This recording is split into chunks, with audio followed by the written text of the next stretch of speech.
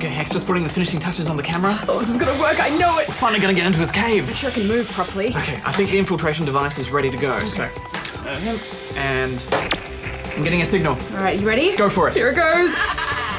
Steady. All right, I'm being steady. Oh, I'm almost in! I can't believe it, we managed to get a camera inside the cave. How did he build all this? Oh, this is amazing. It's huge in there.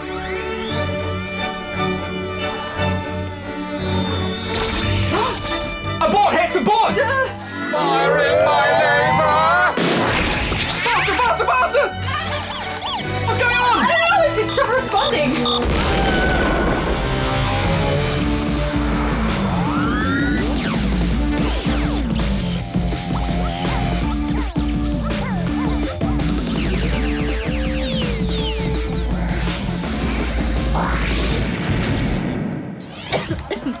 Hello and welcome to Good Game Spawn Point, the show for younger gamers by gamers. I'm Hex. I'm Bajo. And I am D.A.R.R.E.N, data analyzing robot for the ruthless extermination of noobs. Coming up in the show, Pilotwings. It's traditionally been a launch title for Nintendo consoles, and now it's on the 3DS, so we check it out.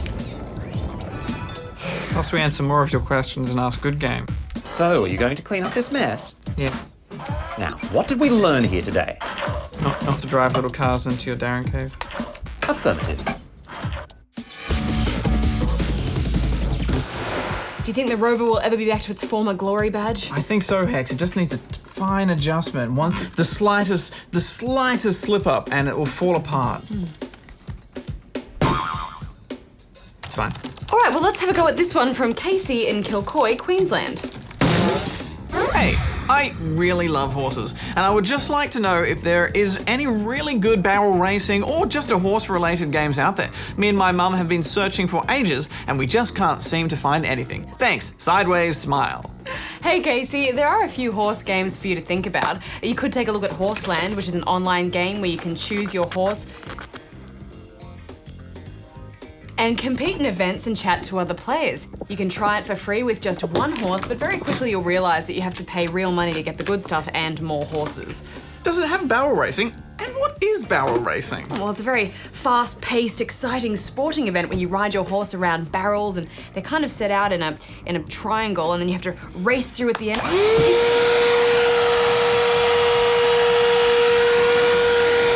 Fascinating.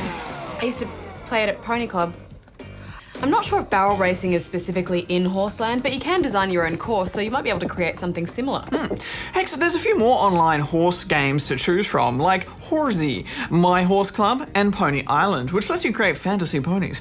Again, you can play all of these for free, but you do have to pay if you want the cool stuff. We think you and your mum should search for horse games online and see which one you like the look of and try before you buy.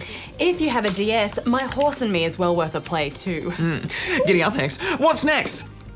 This is a tricky one from Mime in Cairns.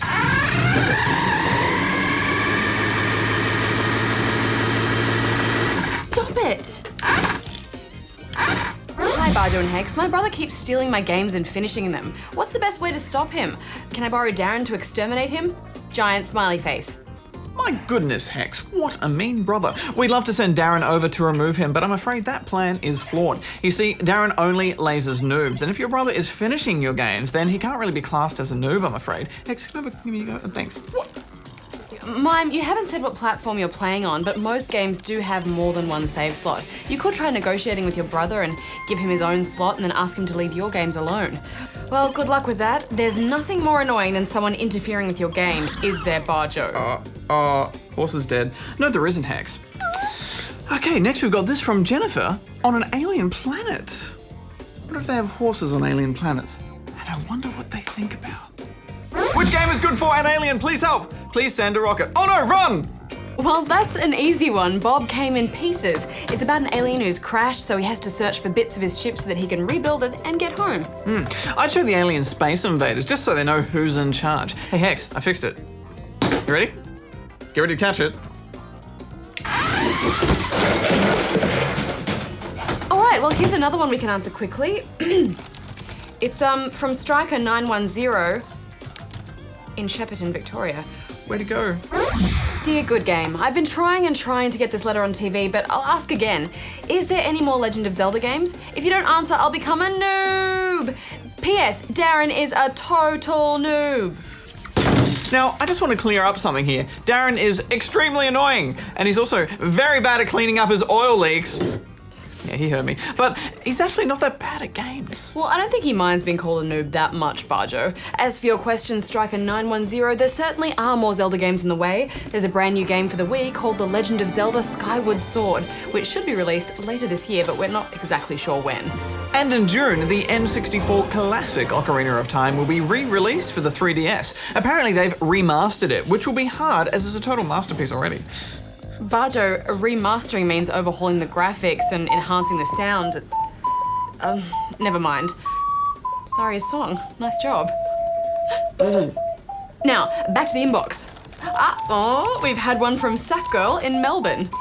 Hey GGSP, can you guys please tell me where I can buy a very Darren Christmas in Melbourne? And is it available? Because I really want it. Bajo is awesome. Gaming rocks.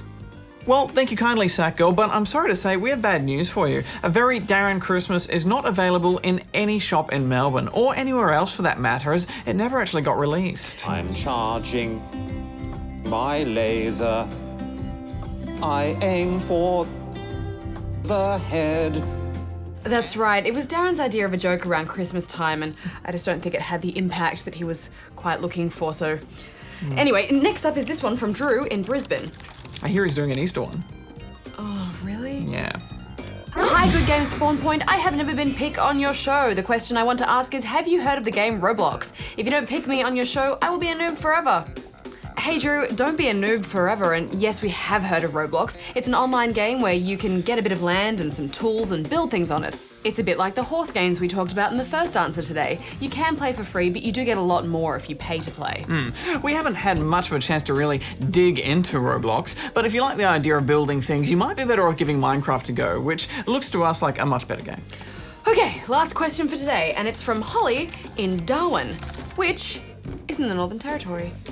My mum has just got a new phone and has given me her old one. What games do you think I should get for it? I already have Angry Birds, Flight Control, and Plants vs. Zombies. Hey Holly, lucky you to get the phone. You know, Bajo, we've had quite a few questions about phone games lately. Do you think we should look at a couple back in the studio? I think that's a top idea, Hex. Shut that down and let's get back in there.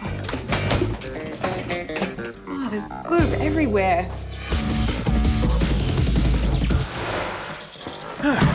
All right, well, let's see if we can help out Holly and review some iPhone games. First up, Tiny Wings. Tiny Wings is a simple score attack game with only one control. Press the screen to dive and release to fly. The aim is to go faster and further by timing your taps perfectly to reach the farthest island you can before the sun sets. At first, you'll probably find yourself diving straight into the side of a hill, but it's timing those dives perfectly that's what this game is all about. Affirmative. You start off with a 0 times multiplier, which goes up every next level you gain, and then you need a high multiplier to get a decent score. But to level up your nest, there's always 3 challenges to complete, and some are pretty tricky. Yeah, and I found hunting down these little objectives is what kept me coming back. But let's talk about the visuals for a second, because those hand-drawn graphics were just gorgeous. Yeah, and I liked how the design and contours of each island are so different. Also, it's really cool how the look of each island changes every day you play. It's a very polished and beautiful game, and I think a lot of people will like this. Personally, I didn't really enjoy being a bird that much, but it's still a quality game, so I'm giving it 7.5 out of 10 rubber chickens. I'm actually still playing this badge. In fact, I'd even go as far to say is that it's almost on par with the other mobile games that I've loved, like Fruit Ninja and Angry Birds. I'm giving it 9 out of 10 rubber chickens. Next up, Collision Effect. In this game, you must clear all the screen of Zibbles. You do this by colliding same coloured ones together while avoiding collisions with other colours. Activating a Zibble by tapping on it will attract all the other Zibbles of the same colour directly to the Zibble you tapped. Hex, I think we should just call them orbs. Yes, all right. There are 2 modes in Collision Effect. First of all, Action Mode, which is a score attack game with 3 difficulty levels to choose from, and it kind of feels like a cross between Geometry Wars and Osmos, where increasingly difficult waves of orbs will fly through until you lose. This really gets the heart pumping, in a good way. It's a flight control type of stress times 1,000. Letting the orbs fly too far without activating them will just cause chaos on the screen, so it's important to know which orb to tap and which colour to clear first. You really have to think quick, otherwise you'll end up with this.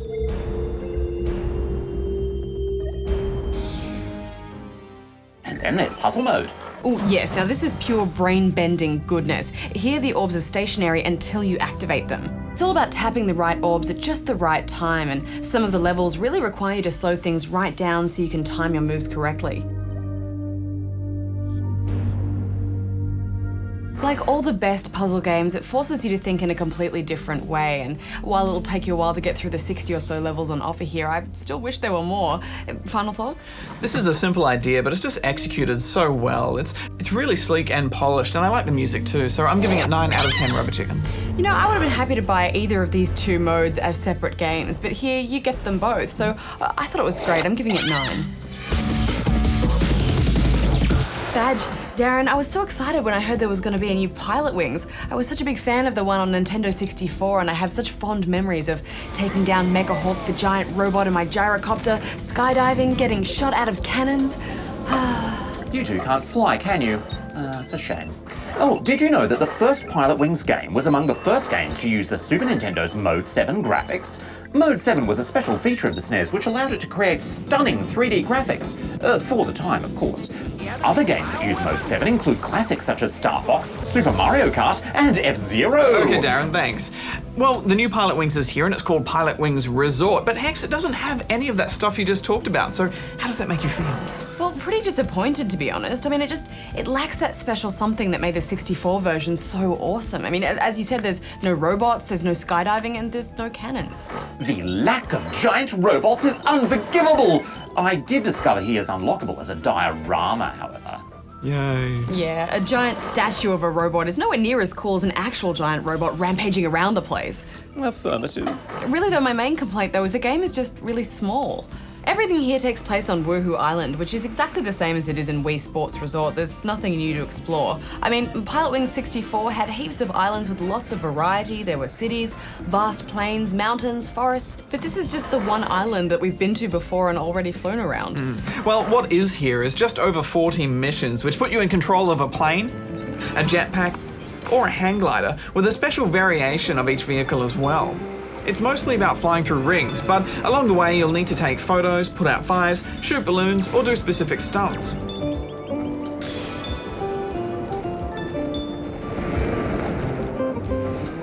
I liked how the speed gates force you to do some pretty risky maneuvers to get that 3-star rating. My favourite was definitely the mission where they give you a squirrel suit. I mean, it kind of reminded me of the skydiving, but still there's only one mission that uses it. I mean, what's the deal? I demand more squirrel suit. Sadly, it only took us 1 hour to play through all the missions on this game, which is way too short, and just under 3 hours to get 3 stars for every mission. Yeah, there is some replay value though. I mean, at first I thought the game was being a bit daft, because when you get a perfect score, it says play this again to get more points. I mean, how do you get more than perfect? Being more than perfect is a physical impossibility, Hex. Take me, for example. You can't improve this.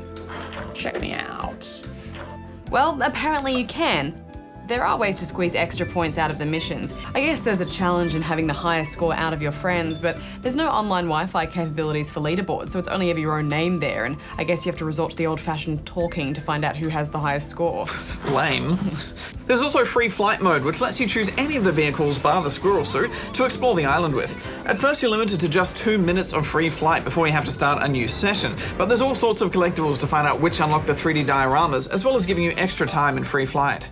Free flight is good at first. It's satisfying hunting down those balloons and collectibles, but once you've found most of them, then the fun stops really. That's just it for the game. And with no multiplayer, there's really nothing more to it, which is sad. I think the 3D is quite good for this game though, Hex. It shows what the 3DS can do, and judging distance is quite easy, but we're noticing an inherent problem with the 3D on the 3DS and racing or flying games, because when you're playing these games, no matter how hard you try, you can't help but move your hands a little bit, and the moment you do that, you lose the 3D. Yeah, I found moving the 3D slider down a bit helped a lot with that. Overall though, I thought it controlled really well and it made good use of the circle pad, so final thoughts? Well, Hex, it's just too short. After a couple of hours in the campaign and then maybe an hour of free flight, you're pretty much done with this game. Simply because of that, I can't go higher than 5 out of 10 rubber chickens. You know, admittedly this game had a lot to live up to because I enjoyed the game from the 64 era so much, but yeah, I did enjoy what was there, but I thought it would have been so much better if it just had at least one battle with Mega Hawk, so I'm giving it 7 out of 10 rubber chickens.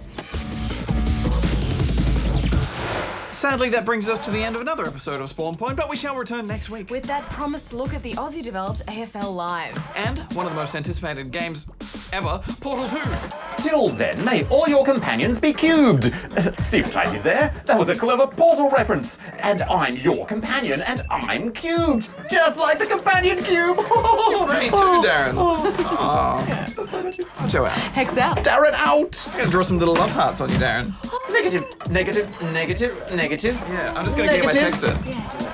Negative. Darren, the full transformation needs to be complete. We've discussed this. You can't improve on perfection. I'm already perfect. No, negative, negative, negative, negative, negative, negative, negative, negative.